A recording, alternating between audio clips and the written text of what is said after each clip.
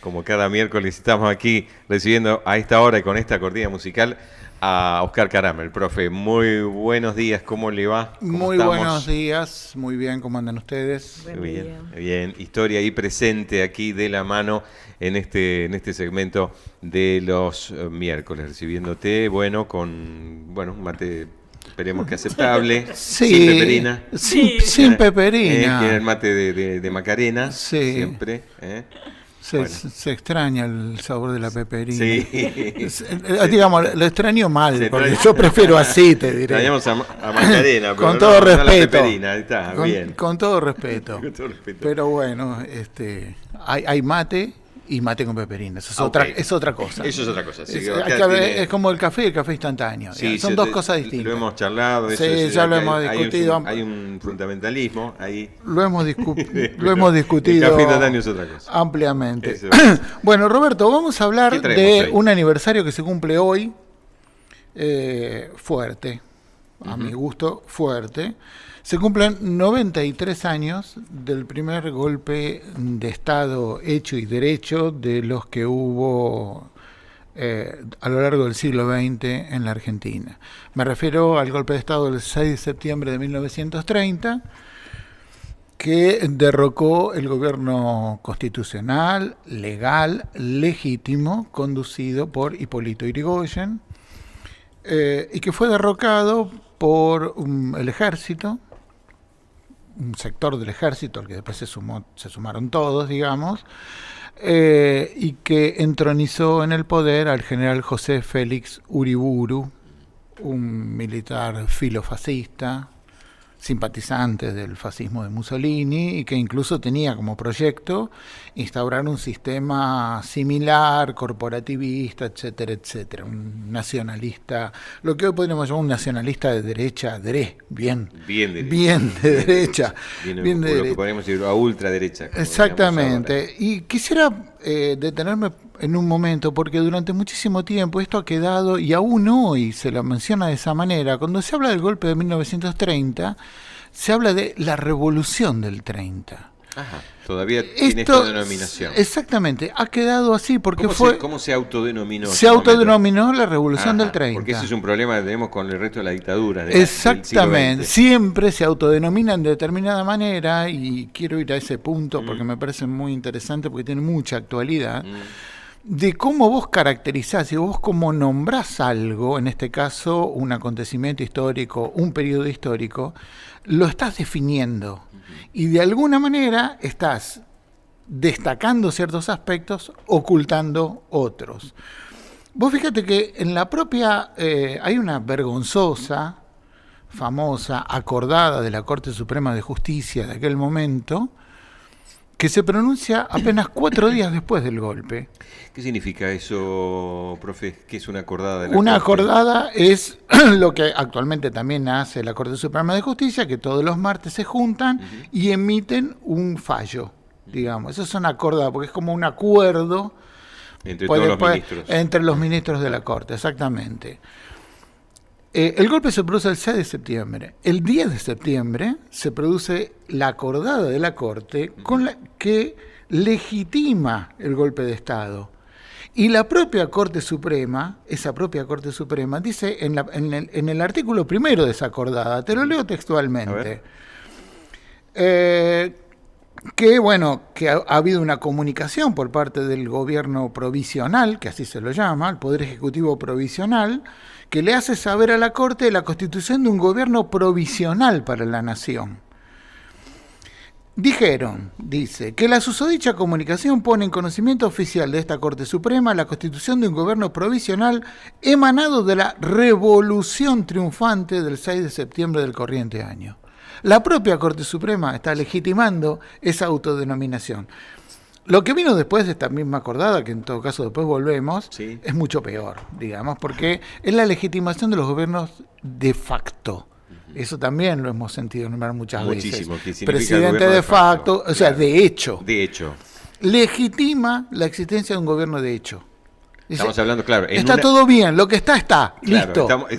Cabe recordar que nuestro sistema A ver, es un sistema republicano, la división de los poderes, Sí. la representación Representativo y federal a través del voto Sí. popular. Bueno, en aquel momento el 30, bueno, sí.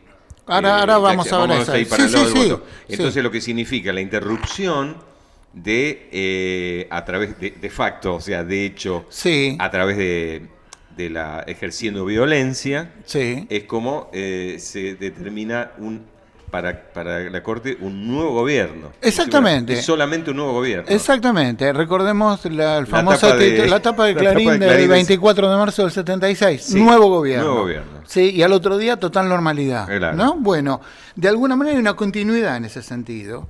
Y decía, entonces, esto, ¿cómo se lo denomina? Digamos, ¿no? En estos días estamos ante una avanzada que algunos pueden calificar de negacionista, algunos de reivindicatoria de lo que fue la última dictadura terrorista en la Argentina, y que también intentan introducir de nuevo la disputa de las denominaciones y de los nombres y de cómo caracterizar, ¿no? Y ahí aparece de nuevo esto, cuando la candidata a vicepresidenta de la Nación por el Libertad de Avanza, o sea, la segunda de Milei, niega la existencia del terrorismo de Estado, y lo dice taxativamente, que no hubo terrorismo de Estado, ¿no? Fíjate vos si yo lo traigo a colación este tema de cómo denominar los nombres, porque aquí mismo, en el Bolsón, si uno va al Museo de la Casa del Bicentenario, Sí. han hecho una especie de línea de tiempo, ¿no? En el cual hay un paralelo entre la historia local y la historia nacional, ¿no? Y llama la atención, al menos a mí me llamó poderosamente la atención, dos cosas. Sí. Una, que puede ser un detalle, un error, que dice, llega a 1973 y dice, gobierno de José Cámpora. Entonces yo me pregunté, ¿quién es José Cámpora? ¿No? Bueno, pero puede ser un error, porque en realidad se llamaba Héctor José. Se llamaba Héctor J. Pero no importa, Bueno. lo serio viene después. Porque dice 1976, Sí, 25 que de dice, mayo. no, 24, 1976, Sí. 24 de marzo, Sí. proceso de reorganización nacional. Ajá. Ajá, mira vos. Perdón, y después del gobierno de José Cámpora. No me acuerdo en qué el dice. 73, después ya es el gobierno también de. Bueno, 74. no gobierno figura, Juan no, Domingo figura, Perón. no figura el interinato de las Tiri y sí aparece ya el gobierno de Perón, obviamente. Claro, bien. Pero el 24 de marzo del 76 Sí. se inaugura, según esa línea de tiempo que está acá en nuestra casa del Museo Bicentenario, proceso de reorganización Así, ¿cómo nacional. se denomina a Vamos, la dictadura? A ver, claro, como ellos mismos se autodenominaron. Si uno viene de acá sin saber absolutamente nada y lee esa línea de tiempo, y va, proceso de reorganización, vinieron a reorganizar, mirá vos. ¿No? Cuando se trató de una dictadura genocida, una dictadura terrorista, que a esta altura, de nuevo, se intenta volver a poner en tela de juicio aquello que suponíamos al lado, que suponíamos que estaba ya definitivamente afianzado en la conciencia histórica del país, que tiene que ver con la peor dictadura que sufrimos, más allá de los 30.000 desaparecidos, que fue lo más terrible, digamos, sino la destrucción de un país, ¿no? Y a lo que vinieron a hacer, ya alguna vez lo hemos hablado acá, no voy a entrar en eso ahora, pero lo quiero traer a colación porque justamente cuando hay gente, sobre todo de las viejas generaciones, que todavía el golpe del 30 lo siguen mencionando como revolución del 30. La revolución del 30. Porque de alguna manera lo que venía a hacer era cambiar todo. La idea de revolución, vos pensás que hasta el golpe del 66, aquel de Onganía que derrocó a Ilia, todavía se denominaban revolución. Claro, estamos hablando de la llamada revolución, la 55, la revolución libertadora, se autodenominó. Bien. Y la del 66 de Onganía, revolución argentina. Bien, ¿no? bien. Sin revolución. Bien ahí, Sí. bien alumno. acordé. Veo que estudió. Estudié. Exactamente. El golpe del 76, la palabra revolución sonaba muy fea, porque la palabra revolución, se identificaba, sobre todo en esa época, en época de ebullición mundial, Claro. de la Guerra Fría, de la Revolución Cubana, etcétera, etcétera. Pero la revolución sonaba feo. Entonces, Sonaba de izquierda, Exacto, sonaba obviamente, cercana al comunismo. Obviamente. Claro. Entonces había que nombrarlo de otra manera. Entonces,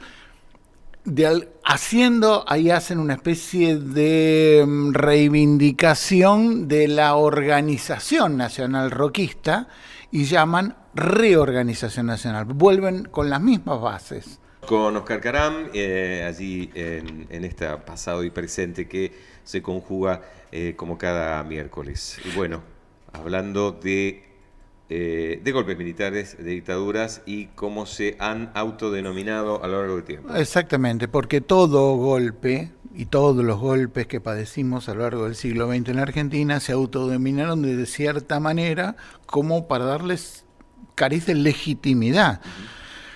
La legalidad era de hecho, y eso es lo que, digamos, lo decíamos antes, que fue inaugurado por la propia Corte Suprema de Justicia en 1930, consagrando la legitimidad de un gobierno de facto. O sea, se pronuncia como diciendo, bueno, lo que hay, lo que está, listo. Ya está. Y un dato adicional, el Procurador General de la Nación, que se había manifestado antes del pronunciamiento de esta acordada de la Corte, se llamaba Horacio Rodríguez Larreta. Me suena. ¿Te suena, no? Sí. Ven, abuelo del pariente. Abuelo del pariente. Del ¿Sí? pariente actual, Bien. jefe de gobierno de la Ciudad de Buenos Aires. Bien. ¿Por qué este golpe? ¿Por qué recordar ahora el golpe del 30?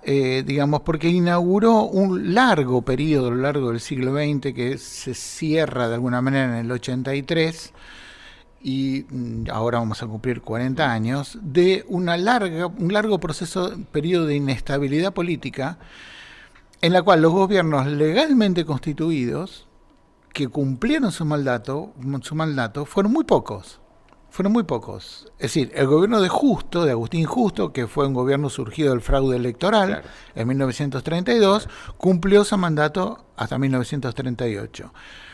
El gobierno de Juan Domingo Perón, el primer gobierno de Perón, que asumió en 1946, cumplió su mandato hasta 1952, los 6 años que correspondía. Su segundo periodo fue truncado por el golpe de 1955, autodenominado Revolución Libertadora. Inauguró entonces un periodo en el cual el partido militar, las Fuerzas Armadas, actuaron como grupo de poder, como sector de poder, como partido militar. E interrumpieron los periodos constitucionales en determinadas circunstancias, en determinados momentos, respondiendo a ciertos intereses que por lo general no fueron los intereses mayoritarios del pueblo argentino. No, claro. El de 1930 no fue la excepción. ¿Qué fue lo que pasó? ¿Qué es lo que cierra el golpe del 30? Cierra el periodo de los llamados gobiernos radicales, que fue una sucesión de 3 gobiernos de la Unión Cívica Radical que comenzaron en 1916, cuando Hipólito Yrigoyen es electo presidente por primera vez, merced a la ley Sáenz Peña de 1912, que abrió la posibilidad de votar a todos los varones mayores de 18 años,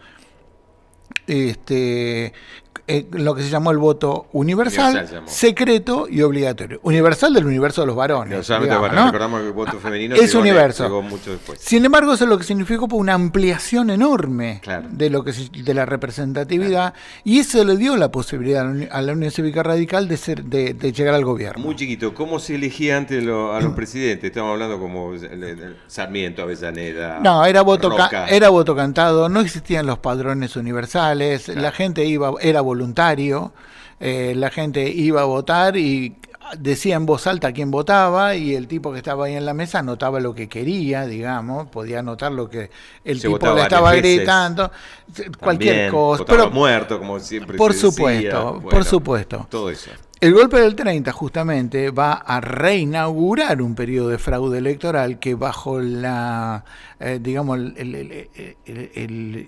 simulación de un voto universal, secreto y obligatorio, va a apelar a todo tipo de trapisonda, ¿no? Robo de urnas, votar los muertos, falsificar votos, etcétera, etcétera. De alguna manera, Roberto, nosotros que ya estamos acostumbrados a ir a votar, afortunadamente, muchas veces hemos sido autoridades de mesa, hemos sido fiscales de algún partido, de algún frente electoral. Vemos cómo es el mecanismo, nos damos cuenta que hay un celo muy fuerte por cuidar el voto de cada uno, ¿no? Sí, y está muy bien que así sea. Bueno, justamente ese celo, ese cuidado que se pone, deviene de esta época, deviene de cuidar de que no haya más trapisondas, digamos, de que no se vuelva a repetir aquello, ¿no? Ha quedado en la conciencia política. la idea de la posibilidad de fraude. Entonces viene de esta época. Decíamos que lo que cierra el golpe de 1930 es el ciclo llamado de los gobiernos radicales. Irigoyen, hasta 1922, cumpliendo su primer mandato. De 1922 a 1928, Marcelo Torcuato de Alvear, que también cumple su mandato. Y en 1928 se vuelve a presentar Hipólito Yrigoyen, esta vez enfrentado al alvearismo. El radicalismo se divide y aparece un sector llamado antipersonalista, dirigido por Alvear, que es un sector más conservador dentro de la UCR, más ligado a la oligarquía terrateniente. El propio Alvear era un terrateniente. Claro.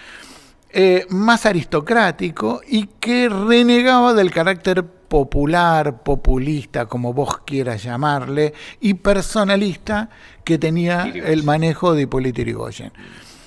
En 1928 Yrigoyen gana por muerte las elecciones, pero con un enorme caudal de votos, y se da un dato impresionante. El presentismo, o sea, la cantidad de gente que fue a votar, superó el 80% del padrón. En 1928.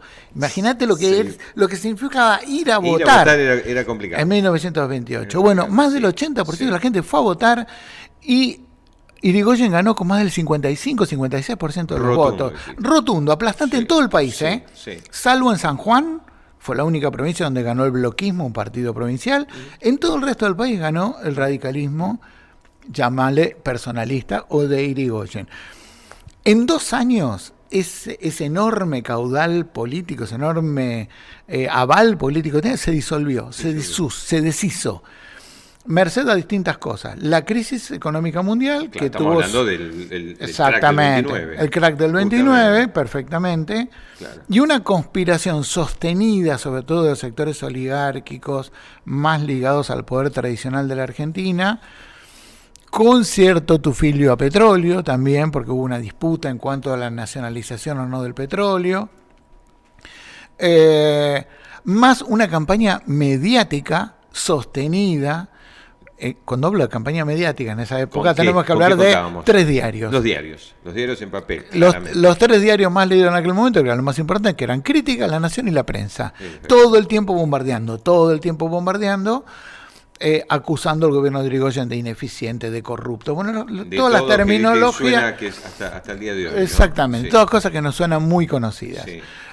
Eso, además, lo que provoca es un deterioro muy grande de la figura presidencial y del aval que Yrigoyen hasta ese momento tenía. Vos fijate que esto está pintado porque Uriburu derroca al gobierno con los cadetes del colegio militar, nada más. Con eso solamente. Con eso solamente. Una capacidad de fuerza muy pequeña. Sí, los cadetes del colegio militar desfilando por la Avenida de Mayo en Buenos Aires, tranquilamente. Hubo un conato de tiroteo cuando pasaron por el Congreso, pero no pasó a mayores. Llegan a la Casa de Gobierno. Yrigoyen en ese momento estaba de licencia por enfermedad. Estaba su vicepresidente, que al toque renuncia. Después renunció Yrigoyen y ocupan la Casa de Gobierno. Después todo el ejército, obviamente, se pliega. Este golpe, que por empezar fue de corte nacionalista, de derecha, filofascista, representaba ese sector del ejército más duro, más fuerte, más nacionalista, pero no era el sector mayoritario dentro del ejército. El sector mayoritario es el sector liberal conservador, no filofascista, que lo lidera uno de los primeros grandes caudillos militares que hubo en el siglo XX en Argentina, que fue Agustín P. Justo, y que va a llegar a la presidencia en 1932, merced a elecciones en las cuales la UCR queda proscripta o se autoexcluye en realidad, y ese gobierno va a inaugurar lo que se llama la década infame. Pero eso es otra historia. Obviamente que esa es otra historia. Pesadita, pero es otra historia. Bien. Yo, como para cerrar, lo que quería decir, como para cerrar este tema, es que estamos por cumplir 40 años de ejercicio continuado en la democracia, en el orden constitucional. No está de más no está de más recordar este tipo de cosas, ver cómo vino la mano, por dónde vino, todas las amenazas que todavía siguen dando vuelta en torno a nuestro orden democrático, que hoy en día no pasan por un golpe militar, pasan por otras cosas, ¿no? Que las estamos viviendo todos los días. Muchas gracias, Oscar. Gracias a ustedes, como siempre. Nos vemos. La semana que viene. Profe Oscar Caram, pasado y presente aquí en la mañana de Ventana Andina.